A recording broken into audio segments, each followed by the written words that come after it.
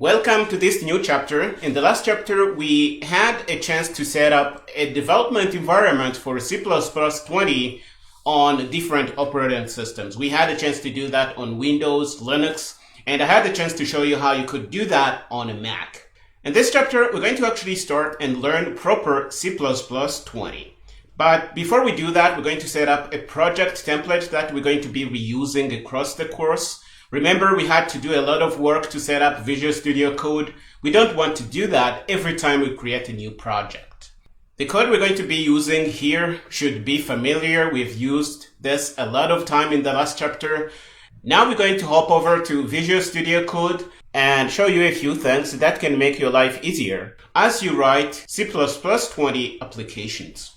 In the last chapter, we set up Visual Studio Code to be able to use different compilers. If you are on Windows, it is possible for you to use both GCC 10 and the compiler from Microsoft Visual Studio. And for the compiler from Microsoft Visual Studio, we saw that we had to go through the developer command prompt to start it so that the path to the compiler can be found. So we're going to do that here and start Visual Studio Code. We're going to say developer command prompt. You can use PowerShell or command prompt. They're all going to work. But what I want you to see is that you can make this a bit easier. You can click on Developer PowerShell here. That's what I'm going to use. When you open it up on Windows, you can come to this taskbar here and right-click and pin this to this taskbar if it's not already pinned.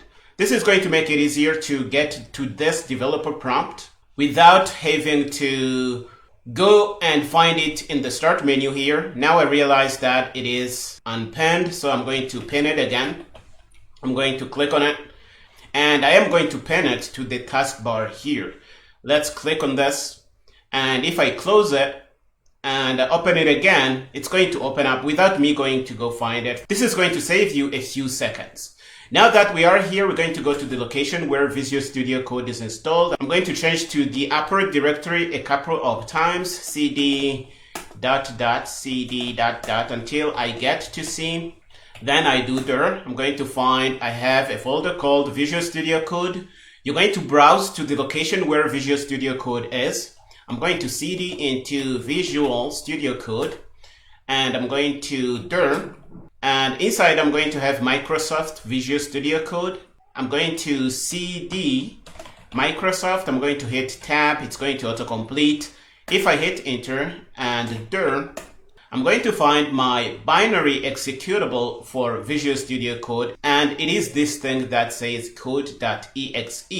I'm going to run it. So code.exe. I'm going to hit tab for this to be in a format that PowerShell likes. I'm going to hit enter, and Visual Studio Code should start up. You see that the last program we did in this Visual Studio Code instance is opened up. It is what we did. If you want to know where this is located on your file system, you can find that out here. This is going to open up in this terminal.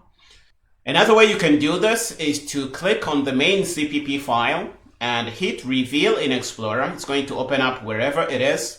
And we can use this project. One thing we've done before is to set up the tasks JSON file so that it can use two compilers. We've done this in the last chapter. I am on Windows, so I have access to the Microsoft Visual Studio compiler.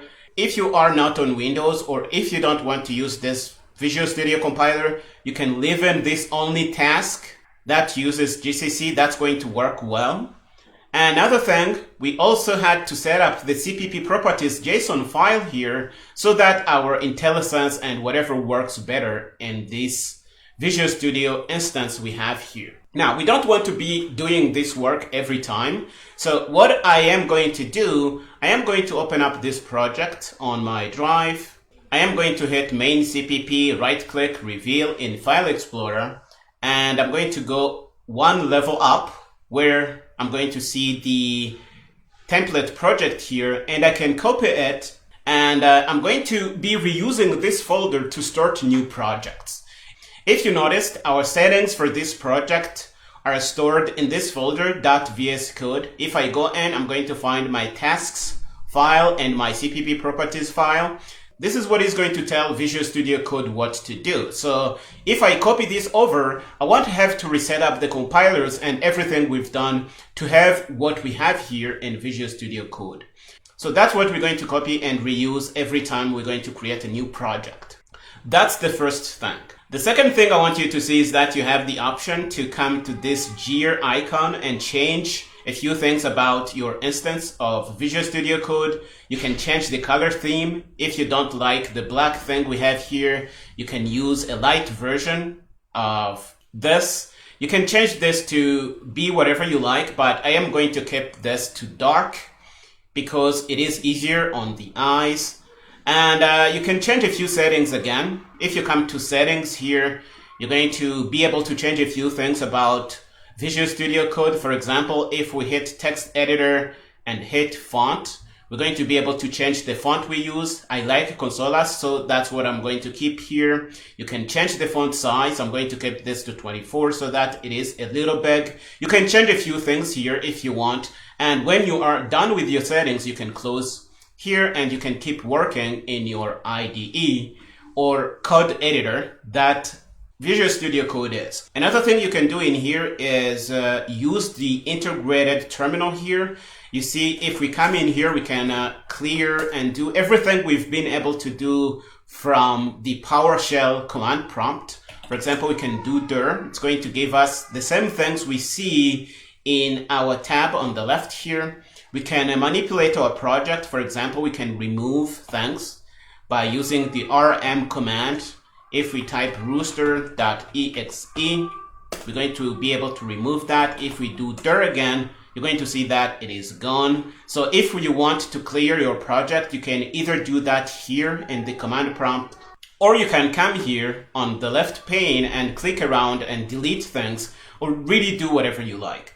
This is really all I wanted you to see in this lecture, to be able to set up a template project we're going to be reusing.